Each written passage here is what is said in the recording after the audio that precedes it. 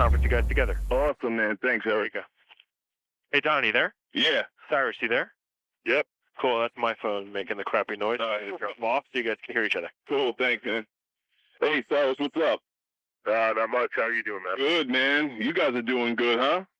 Yeah, we're having fun. We're out on the Warped Tour. We're about halfway over, which the shows have been amazing. And I was actually just finishing looking at our sound scan this week, and that's still going really strong. We're 430,000 albums outsold, and it's less than 2 months, or right around 2 months. So that's amazing. Damn, man. You guys are really rocking and doing it and everything, man. And you guys must be like beaming with pride. Oh yeah, well, I mean, it's just one of the best things about all this success for us is that it didn't come overnight. Right. We've been doing it for a while, and we've had a little bit of taste of success off of our previous records, so it isn't anything that's kind of come as too much of crazy shock. We've been building up towards it. Yeah, right on. Really look back. We can really look back and just be proud that we've done a lot of hard work, and we continue to do the hard work, and it's so much fun for us to do this. We hope that there's no end in sight for this. Right on, and that's one thing, man. You guys definitely worked your way up the ranks, like you said. You guys lived out of a van and toured the hard way, and really worked your way up the ranks. And the payoff is you deserved, well deserved. Yeah, totally. I mean, when we were starting out, when we were looking for influences and bands to kind of model our touring career after, it was all bands that were doing it themselves that didn't have big record labels and were just out there because it was fun, and we're actually getting a little bit of underground success in this whole punk genre. So we kind of modeled ourselves after bands like Green Day and Blink and tons of smaller bands, but those big bands really helped pave the door or pave the way for us and open the door for us to just kind of follow the same suit. So it's cool because we've actually recently come into markets that we've been to so many times. And we have a lot of friends here that we've known for a while, and we reminisce on the memories of 4 years ago being in certain places the first time and playing these little tiny clubs. And now we can say we played 8 or 9 different venues in town, all the way from the 50-person club to the 20,000-person arena. Right on, man. It's pretty crazy to be able to have all that to look back on. It really helps you not take anything for granted and really be proud of what you've done. Hell yeah, dude. Now, tell me about the new album, Catalyst. Album rocks. What would you say is the overall vibe? I'm sorry, what I'd say is going for the vibe? Or? Yeah, the overall feeling of this record. Well, I mean, the feeling of this record, it encompasses a lot of what New Found Glory has kind of presented in the past, as far as the energy of the songs and the attitude of the songs. But I think with this record, we really did kind of dive off a little bit on different ends to kind of stretch and expand what the sound and definition of New Found Glory is. We really weren't afraid to kind of do that because of a lot of confidence that we've got in the last couple of years, just from looking back. And we actually had a little bit of time off of this record right before we recorded this record to kind of just, relax. And that's the first time we've been able to do that in years. Right. It helped us look back and just be like, wow, we've actually done something. And, I think we think we're pretty comfortable knowing what we can do and what we're here to do. So it allowed us to really just, try things that were a little different. If a riff came out that sounded a little weird, we wouldn't dismiss it right away just because we thought it wasn't a New Found Glory riff. We actually explored the ideas. I think what you have on this record is a collection of songs that are very diverse. We've always had a lot of different types of songs on records, but this song, it pushes the envelope this record, it pushes the envelope even farther. Right on. Our slow songs are even slower. Our fast songs are even faster. And I think there's something for everybody on this record. Yeah, and you guys also tapped into a kind of a retro '80s approach on some songs. What sparked that kind of take on it?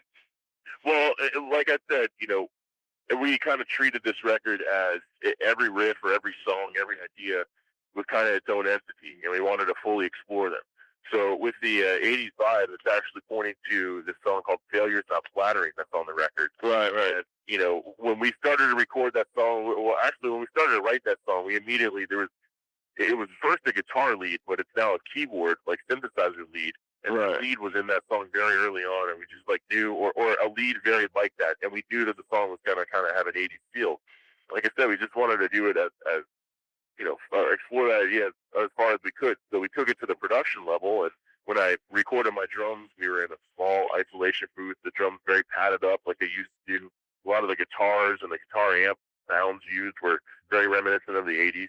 Right. That synthesizer part is a huge part of that song, and it's a new concept for us. It's something we've never done before, but it's a really good addition to that song. It really helped make that song. Yeah, right on, man. Now, how long did it take you guys to record this record? It took, let's see, I think it was a little over 8 weeks to track, but we actually split it out. We had a Christmas break in the middle of it. Maybe it was more towards like 10 weeks to track. We had about six weeks of pre-production before that. Right. So it was relatively flew nicely. We've taken before on other records, and it's just kind of in that whole little attitude that we wanted to really just spend as much time as we could on this record, give us some time to relax before it, and what came out was this really good, very, very good representation of what New Found Glory is. I think we've been really close on our last records, but we really stepped it up on this record and helped define a very unique sound and kind of put our own little place in this whole world that, the music nowadays, especially in our genre or in similar genres to ours, it's getting very saturated, and there's a lot of bands coming out, a lot of acts coming out. It's hard to differentiate. And I think, without us really trying, with just us being ourselves, we're able to, really find our own little niche in this world. Right on. And is there pressure going into the studio that you had something to prove to the cynics who claim that pop punk or the whole genre was dying? Well, I think the good thing that we had that those people don't really have is, we have the experience in the touring. Right. If you look at the last tour that we did before we went in to record this record, it was the biggest tour we'd ever done. Us and Good Charlotte out on tour together, we were selling out places, 25,000 people, bands that were plastered all over the radio. Right. Anywhere near that, So we just had, like I said, a lot of confidence, and I think that confidence helped us brush aside any, expectations. We've been doing this for a little while. This is now our third major label release. Right. I think we felt more pressure probably going into our first major label release than we did now, just because we didn't know what to expect, and we knew there was a lot of people, looking at us. But now it's just like I said, we're very comfortable with what we can do, and we just let it all come out, and it's not forced. It's really easy. It's so much fun to be in this band right now. We feel so close to each other, and so like the machine is just working so well. You know what I mean? That's awesome, man. And like you said, you guys definitely seem to have come to a nice place in your career right now where you seem to be a lot more comfortable, which is awesome. Totally. I mean, this is all about, right now, I think it's all about just longevity and kind of, doing this as long as we can. We're not really worried. Like, I think we know our music will speak for ourselves. It probably already has. Our shows definitely speak for itself. So we'll just let that all take care of the work. And we're just going to enjoy this, try to make it last as long as we can. Hell yeah, man! You guys are definitely on the way, doing your thing. Proving it. Proof is in the pudding, man. You guys are serving it up. That's for sure. Now, yeah, man, definitely. Now, the first single off the record, "All Downhill From Here," is kicking ass, dude. It's a solid tune. It's getting a lot of play. It got a lot of love. It must already be a big crowd reaction on tour. Oh, definitely. I mean, we've had that song on TV now for a little while, and that's something that we've had for previous records and previous singles, but not as much as now. MTV support has been huge on this first single. Right. It made its way to number one on TRL a couple times. It was retired on TRL. It got heavy rotation by MTV, and that all really helped establish the record. Beginning of this record have a big bang when it came out. Our live shows, we pretty much close with All Downhill Scare almost every show, and it's one of the biggest responses we get. But that just goes to show this is amazing. Like what's going on right now, we're really having a lot of fun. Hell yeah! Just when you thought it couldn't get any bigger and better, right? Exactly. I mean, when we wrote that song, I remember when we were writing that song way back before the record was even recorded. We knew right away that opening riff is just so catchy, but at the same time, it's a little different than what we've done because it's a little off tempo. And we knew that was going to be just a good kind of summary of what this record had to offer. And as that song developed, it really does have a little bit of everything that this record has. Definitely is a lot harder feel to it than most of our previous stuff, but with all the same energy and just a huge chorus. So it's a really good song for us to put out first. And I think our second single is "Failure's Not Flattering," that '80s song, and I think that's going to be a good little thing to introduce some, new type of direction for Newfound Glory to some people, or just introduce Newfound Glory to some people that may not have ever really listened to it. Right on, man. Now, you guys, you always come up with these funny kind of videos in the past, and now we're always hearing about like Blink-182 has grown up and all the stuff. Do you guys see yourselves following that same road and kind of maturing with this record? Well, I mean, I think any band, if you ask them, for a general difference between record to record, they're going to say there's maturity and growth involved. Right on. People grow up, and in any relationship, the longer you're in it, the more, close you get, and the more you grow in the relationship. So I think we are always maturing. Right on. The thing that I think with us is that we really never have tried in the past to go out there and change our sound. And I don't know if, any other band do that. I don't know if they want to do that or anything. Right. You can never really see this, like, crazy departure from Newfound Glory. Now, that doesn't mean to say that some of our future records could have a different type of beat on it or a different type of sound on it. It's more just, I think we realized with this record that, even though we had a ballad on this record and we had a song that's just, like, super fast at the beginning, right. Jordan's voice on it. Right. It has our energy of the vibe that we bring when we play, and that's what Newfound Glory is. Right. So, I think with us, no matter how long we continue to mature, no matter how long the band goes, you can say that we are maturing as a band, but I really don't think it's going to be this crazy departure ever or a total 180. Right. Yeah, because like you said, it always have that signature sound in Jordan's voice, and it's in the music itself. There's always that Newfound Glory style in there. That's awesome. And like you said, you guys definitely putting your stamp on the genre and standing out above the rest, which is a big thing. Like you said, in a saturated market like that, to stand up above the rest is huge. Yeah, and I mean, it's not like anything that we had to kind of go out on a limb to try to create this new sound. We just did what we've been doing for years. That's why it comes out so comfortably, and that's why there's so much confidence with it, because it's not this thing that we're making up. Yeah, right, exactly. Yeah, this is what we'd love to do. We're playing the same type of music that we'd love to play all along, having just as much fun at shows as we did 5 years ago. You know what I mean? Yeah, man. Right. That's it. You guys are doing it the right way. Like you're enjoying the ride. You're not going against the grains. You're not like totally embracing the grains. You're just flowing with it, man, naturally, and that's what it shows. Yeah, I mean, one of the cool things that some people don't realize about it's not just our band, but a lot of newer bands these days. It's cool because we're like a product of the behind the music generation. Right. We have shows like Behind the Music and other documentaries kind of just show you, and all these examples of bands in the last couple 20, 30 years, of people who just overindulge themselves in everything that has to do with the band. Right. That can go well into partying, and it's just not even like yourself, keeping your head straight. And that's the first thing that'll lead your band into the gutter. So, I mean, we're really just trying to, I think coming up, having to do this all ourselves, having to work out record deals ourselves, all that stuff, we're just like very focused, and we know our drive, and we're really trying not to stray too much from that. Right on. Like you said, from like being part of the behind the music generation, which I love that quote, that you could actually learn from the mistakes of others and really kind of twist and turn into the kind of a better path.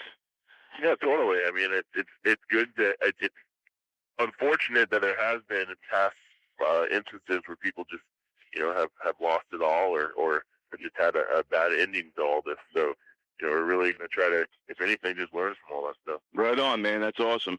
And what a great tool to have these days in becoming superstar band and everything. So now, dude, throughout your career so far, from rising up from Florida scene into the national and the world fame, what's been the most rewarding part of the ride for you? I think personally for me, and I think this is something you'll probably get a different answers from everybody. Personally for me, it's the fact that, first off, this has been going so long. It's just see something grow from so small, so huge. Right. This is like a dream come true for all of us. Yeah, man. So, when you're growing up and everybody dreams about being an astronaut one day, being this, being that, to actually latch onto something that, in some people's eyes, is very far-fetched, and for that to come true, that's a crazy thing. So to think about that's pretty insane. And, everything that comes along with it's amazing. Being able to travel the world, being able to see all these different cultures, do things that just a very small percentage of the entire population of the world gets to experience. All right. And when you look at all that stuff, it really helps you not take it for granted. It's really just so special. Right on, man. That's huge. Now, being on Warped Tour must be a lot of fun, man. It's like a community of, yeah, man. And so what's been like some of the bands you hang around with, or how has the vibe been on the Warped Tour? In general, the vibe on the Warped Tour is always very family-like, like you said. It's a really cool community. It's a great community that's really close together. And it's one where there isn't too much ego or, attitudes or anything. It's just very easygoing. For us, this is now the 5th year that we've been doing Warped Tour in some way, and the 2nd time that we've done it in full. So we feel like we kind of know everybody on this tour, and it's good to come back. We're coming back to see old friends. And, there's a lot of bands on this tour that were huge influences of us and still are huge influences for us. For different reasons, bands like Bad Religion and No Effect. Right on. All started us out, and even if we weren't totally into their music, they made it possible for us to be here. But at the same time, one of the cool things about Warped Tour is how many different bands are on this tour. There's so many new bands that are coming up these days, either smaller or even bigger, like bands like Coheed and Cambria is a band that we're hanging out with. Yeah, right. We met before this tour. They're really cool guys. Taking Back Sunday, we'd only played a couple of shows with them. Now, full tour. Right. Card done a full tour. Story of the Year. Like, there's all these really great bands. And the best thing about it is the attitude. So every day, even though the tour is so huge, 50-something bands, all these stages, you can meet somebody new, and there's never going to be, anybody coming up, with a really hostile attitude. It's all just chill, down to earth. There's no headliners on this tour. There's no, crazy thing for any band. Everybody gets the same treatment, and, it's all put together for a great summer experience. That's the best part about Warp for me is like egos get checked at the door real quick because, like you said, there's no headliners, and it kind of it gives off a very good vibe because of that. I think there's no status. Totally, and I think that that kind of attitude and spirit that the Warp Tour has had. It's had this since the beginning, and that's one of the main reasons why this is one of the longest standing tours right now. You have tours falling apart left and right. Yeah, Warped Tour this year, somebody said the other day, I want to say between 15 and 25% up from last year, and last year was the biggest tour the biggest year the Warped Tour ever had. Wow, see, they must be doing something right. Right on, man. It keeps getting bigger and better every year, and this being the 10th year anniversary and everything is just rocking. And it's awesome for us to, be a part of this Warped Tour, to have the chance to do this, not just one time, but many times. Right on. Know that we have this relationship and that they're kind of always, open and willing to have us on this tour. It's amazing. Cool. Now, Cyrus, at this stage of the game, at this level, what are the goals now for New Found Glory? Well, I think, like I said before, one of the goals is definitely just longevity. And, we'd like to continue to do this as long as we can. We're always looking to grow, but we've never been a band to be too unrealistic. We always, set goals that are kind of reachable and stuff like that. I think with this record, we'd like to, see our singles do pretty well and kind of see where they take us.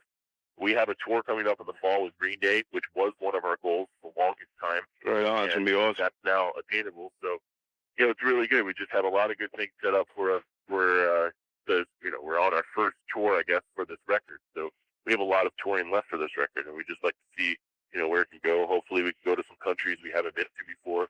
We already have plans to go to Sweden and Finland and Portugal, European countries we haven't been to before. And so hopefully we can just kind of spread our music out to more people. From day one, that was our goal, just to get ourselves out of South Florida. Awesome, man. Well, you guys are doing it. You're kicking ass. Totally. Yeah, man. And, dude, more power to you. I'm real glad you took the time for the interview and everything. And it'll be running in Circus Magazine probably in the September issue. I'm going to try and put... All right, dude? Yeah, thank you very much. Hey, thank you, Cyrus. You rock, brother. All right, have a good day, man. You too, man. Peace. Bye. Bye.